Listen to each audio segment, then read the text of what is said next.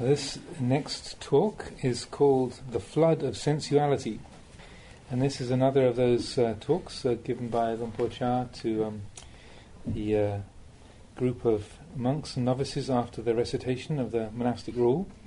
And this was also given during the Rains Retreat of 1978. They had the tape recorder going quite regularly that Vasa. So once again, this was from the collection called Food for the Heart, the original one. And so that this is all the talks in Food for the Heart, the original one, are directed to the monastic community, and then the other partner book was the called Living Dhamma, that was all talks to the lay community. So this is another one that gets fairly close to the knuckle, as you're talking in a very direct way to young monks, particularly because of, as I mentioned before, you have a lot of people taking temporary ordination at the beginning of the Rains Retreat, and he's trying to encourage and inspire people to use the opportunity of being in the monastery, and also helping them to deal with the challenges of celibacy. So this is the 48th talk in the collection, The Flood of Sensuality. Also, before I begin, maybe the word ogre is not like a big monster. It's not, ogre is not O-G-R-E. Ogha, O-G-H-A, is the Pali word for a flood. And so you have you're familiar with the word asava, the outflow. So the ogre is like a sort of asava squared. It's like asava to the power of 10. So the asava means an outflow. Ogre is a flood. So once an outflow is like there's a little sort of a trickle, or a sort of a leak in the bucket. The ogre is when the bucket or the bottom of the bucket drops out. Then you have a flood. So so just as you have the four asavas, kamasava, bhavasava, ditthasava, avijjasava. So the outflow of sense desire, the outflow of becoming, the outflow of ignorance, the outflow of views and opinions, you have corresponding ogres. Ogres. So for each of those outflows you have a sort of matching flood. So it's when the asavas get really intense and they turn into ogres. Chapter 48, The Flood of Sensuality. Kamoga, the flood of sensuality, sunk in sights, in sounds, in smells, in tastes, in bodily sensations. Sunk because we only look at externals, we don't look inwardly. People don't look at themselves, they only look at others. They can see everybody else, but they can't see themselves. It's not such a difficult thing to do, but it's just that people don't really try. For example, look at a beautiful woman. What does that do to you? As soon as you see the face, you see everything else. Do you see it? Just look within your mind. What is it like to see a woman? As soon as the eyes see just a little bit, the mind sees all the rest. Why is it so fast? It's because you're sunk in the water. You're sunk. You think about it, fantasize about it, are stuck in it. It's just like being a slave. Somebody else has control over you. When they tell you to sit, you've got to sit. When they tell you to walk, you've got to walk. You can't disobey them because you're their slave. Being enslaved by the senses is the same. No matter how hard you try, you can't seem to shake it off.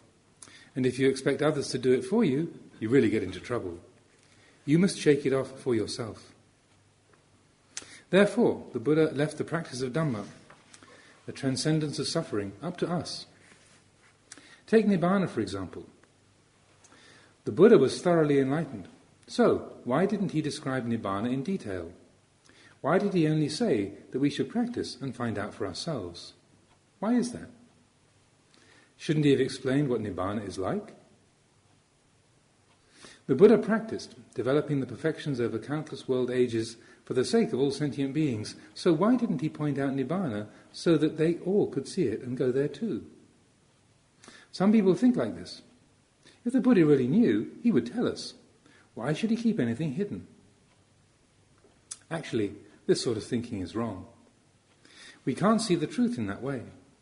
We must practice, we must cultivate in order to see. The Buddha only pointed out the way to develop wisdom, that's all. He said that we ourselves must practice.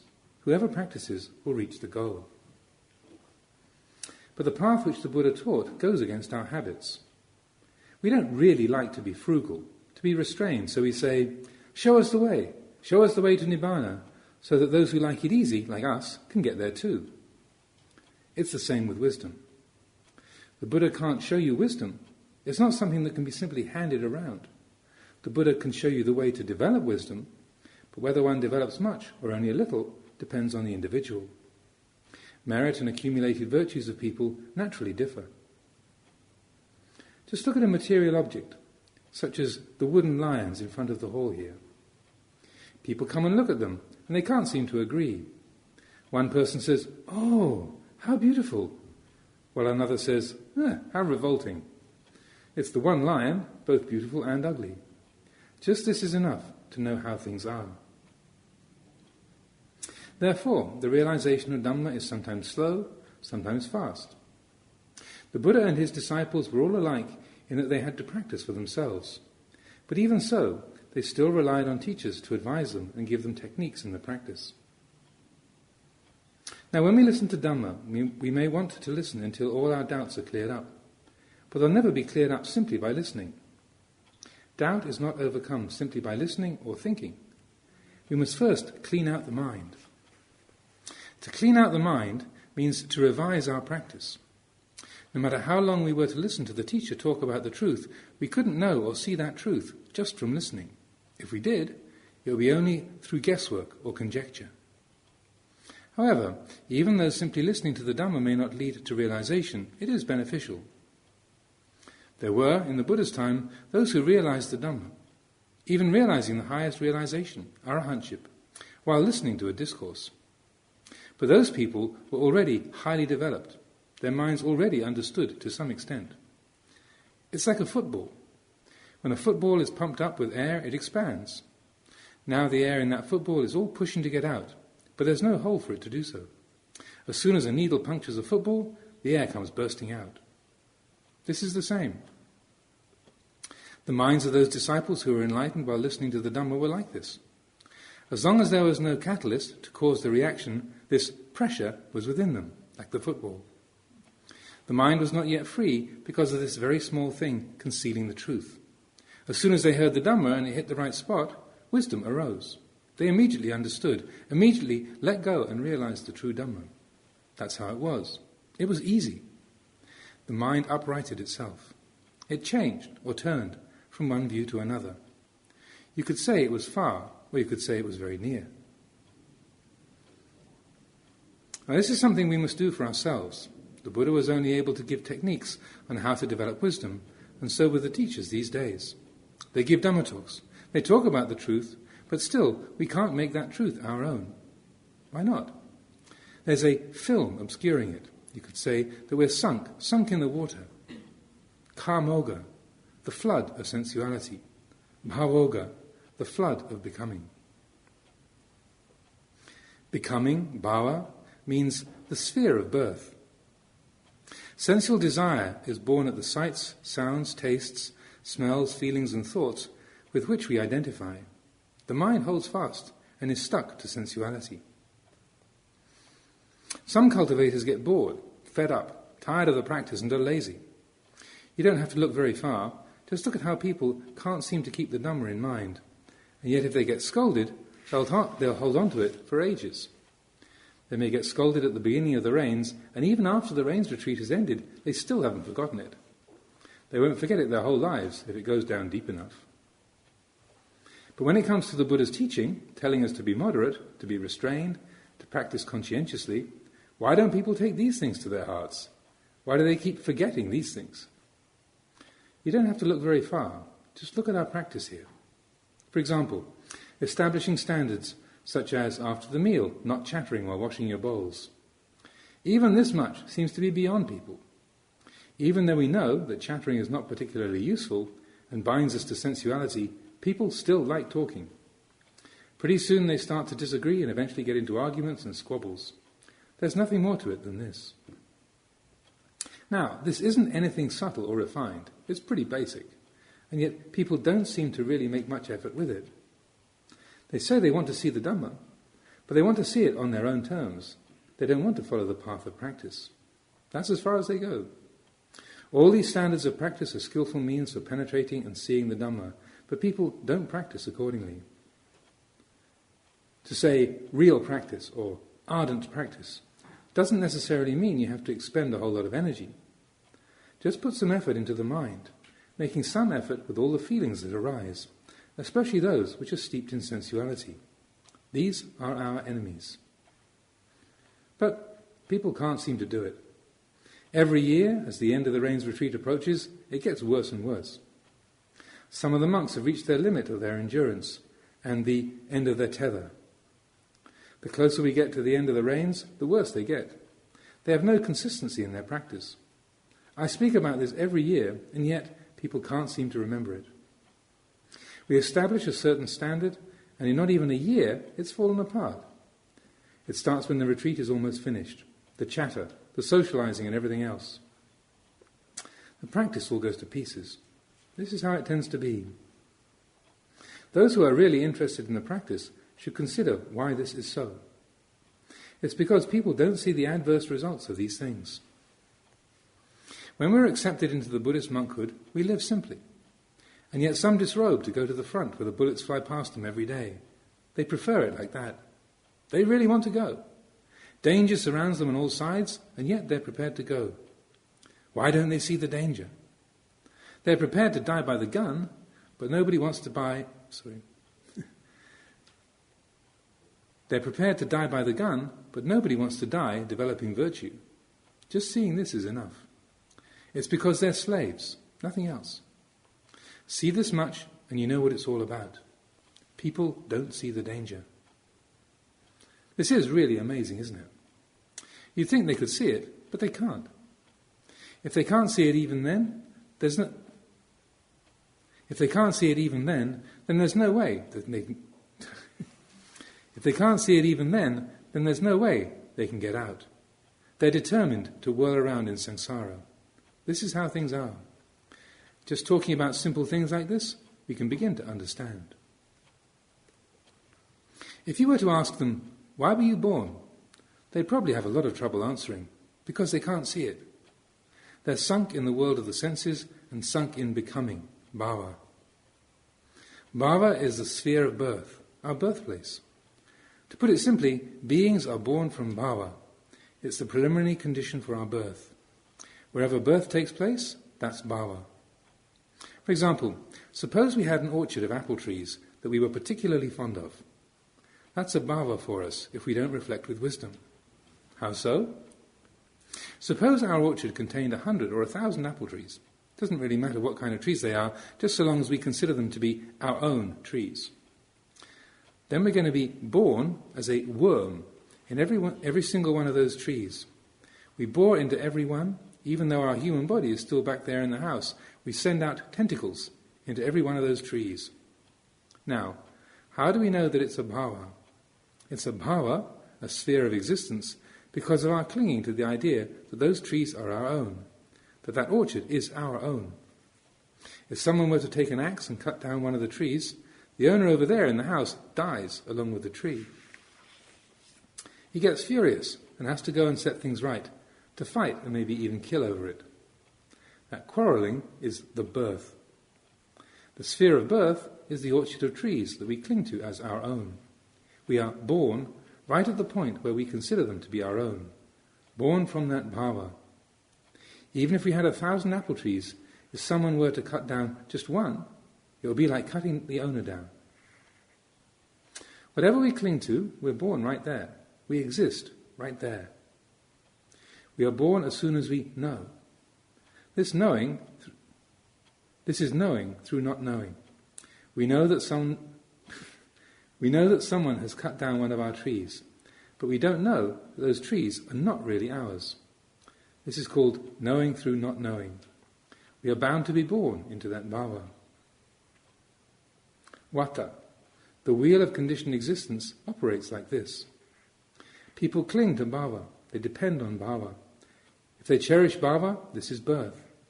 And if they fall into suffering over that same thing, this is also birth. As long as we can't let go, we're stuck in the rut of samsara, spinning around like a wheel. Look into this. Contemplate it.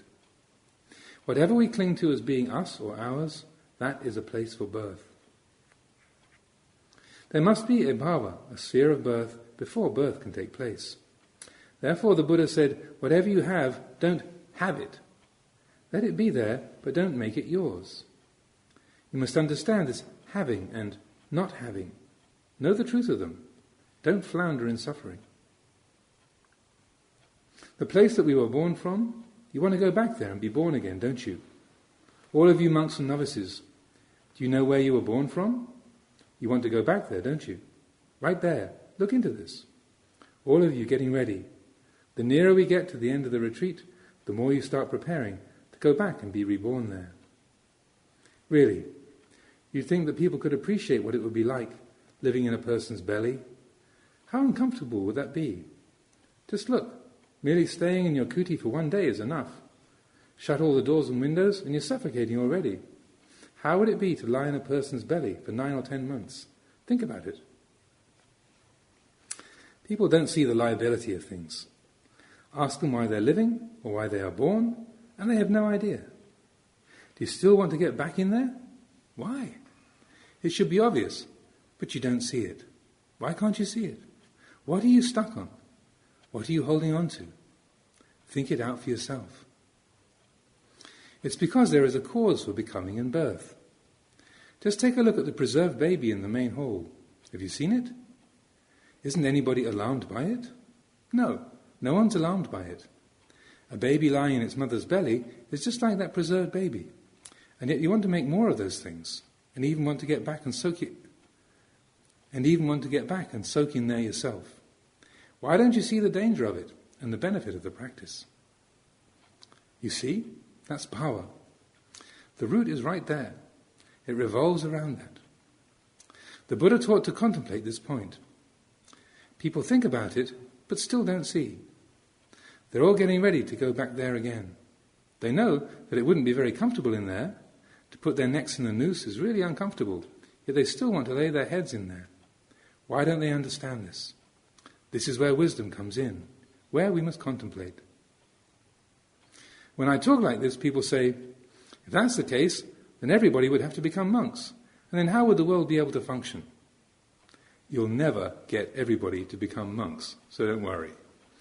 The world is here because of deluded beings, so this is no trifling matter. I first became a novice at the age of 9. I started practicing from way back then. But in those days, I didn't really know what it was all about. I found out when I became a monk. Once I became a monk, I became so wary. The sensual pleasures people indulged in didn't seem like so much fun to me. I saw the suffering in them. It was like seeing a delicious banana, which I knew was very sweet, but which I also knew to be poisoned. No matter how sweet or tempting it was, if I ate it, I would die. I considered in this way every time. Every time I wanted to eat a banana, I would see the poison steeped inside, and so eventually I could withdraw my interest from those things. Now at this age, such things are not at all tempting. Some people don't see the poison. Some see it, but still want to try their luck. If your hand is wounded, don't touch the poison. It may seep into the wound. I used to consider trying it out as well. When I had lived as a monk for 5 or 6 years, I thought of the Buddha. He practiced for 5 or 6 years and was finished, but I was still interested in the worldly life, so I thought of going back to it. Maybe I should go and build the world for a while. I would gain some experience and learning. Even the Buddha had his son, Rahula. Maybe I'm being too strict. I sat and considered this for some time, till I realized, yes, well, that's all very fine, but I'm just afraid that this Buddha wouldn't be like the last one. A voice in me said, I'm afraid this Buddha will just sink into the mud, not like the last one. And so I resisted those worldly thoughts. From my 6th or 7th Rains retreat up until the 20th, I really had to put up a fight. These days, I seem to have run out of bullets, because I've been shooting for a long time. I'm just afraid that you younger monks and novices still have got so much ammunition, you may just want to go out and try your guns. But before you do, consider carefully first. It's hard to give up sensual desire. It's really difficult to see it as it is. We must use skillful means. Consider sensual pleasures as like eating meat, which gets stuck in your teeth. Before you finish the meal, you have to find a toothpick to pry it out. When the meat comes out, you feel some relief for a while. Maybe you even think that you won't eat meat anymore. But when you see it again, you can't resist it. You eat some more, and then it gets stuck again. When it gets stuck, you have to pick it out again, which gives some relief once more until you eat some more meat. That's all there is to it. Sensual pleasures are just like this, no better than this. When the meat gets stuck in your teeth, there's discomfort. You take a toothpick and pick it out and experience some relief. There's nothing more to it. There's nothing more to it than this sensual desire. The pressure builds up and up until you let it out. The pressure builds up and up until you let it out a bit. Strange phrase. The pressure builds up and up until you let a little bit out. Oh, that's all there is to it. I don't know what all the fuss is about. I didn't learn these things from anybody else. They occurred to me in the course of my practice. I would sit in meditation and reflect on sensual pleasure as being like a red ant's nest. Someone takes a piece of wood and pokes the nest until the ants come running out, crawling down the wood and into their faces, biting their eyes and ears, and yet they still don't see the difficulty they are in. However, it's not beyond our ability. In the teaching of the Buddha, it's said that if we've seen the harm of something, no matter how good it may seem to be, we know that it's harmful. Whatever we haven't yet seen the harm of, we just think it's good. If we haven't yet seen the harm of anything, we can't get out of it. Have you noticed? No matter how dirty it may be, people like it. This kind of work isn't clean, but you don't even have to pay people to do it. They'll gladly volunteer. With other kinds of dirty work, even if you pay a good wage, people won't do it. But this kind of work, they submit themselves to gladly. You don't even have to pay them. It's not that it's clean work either. It's dirty work. Yet, why do people do it? Yet, why do people like it? How can you say that people are intelligent when they behave like this? Think about it. Have you ever noticed the dogs in the monastery grounds here? There are packs of them. They run around biting each other, some of them even getting maimed. In another month or so, they'll be at it. As soon as one of the smaller ones gets into the pack, the bigger ones are at him. Out he comes, yelping, dragging his leg behind him. But when the pack runs on, he hobbles on after it. He's only a little one, but he thinks he'll get his chance one day. They bite his leg for him, and that's all he gets for his trouble. For the whole of the mating season, he may not even get one chance. You can see this for yourself in the monastery here. When these dogs run around howling in packs, I figure if they were humans, they'd be singing songs. They think it's such great fun, they're singing songs. But they don't have a clue what it is that makes them do so.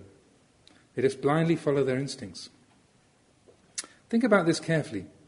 If you really want to practice, you should understand your feelings.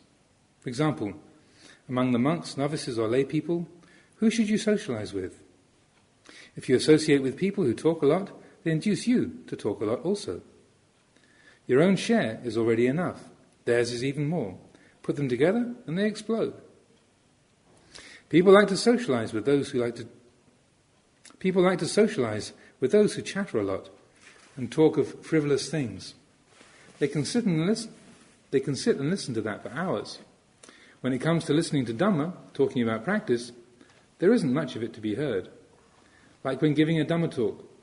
As soon as I start off, Namo tassa bhagavato, they're all sleepy already. They don't take in the talk at all. When I reach the Ewang, they all open their eyes and wake up. Every time there's a Dhamma talk, people fall asleep. How are they going to get any benefit from it? Real Dhamma cultivators will come away from a talk feeling inspired and uplifted. They learn something. Every 6 or 7 days the teacher gives another talk, constantly boosting the practice. This is your chance now that you're ordained. There's only this one chance, so take a close look. Look at things and consider which path you will choose. You're independent now. Where are you going to go from here? You're standing at the crossroads between the worldly way and the Dhamma way. Which way will you choose? You can take it either way. This is the time to decide. The choice is yours to make. If you are to be liberated, it's at this point. A1.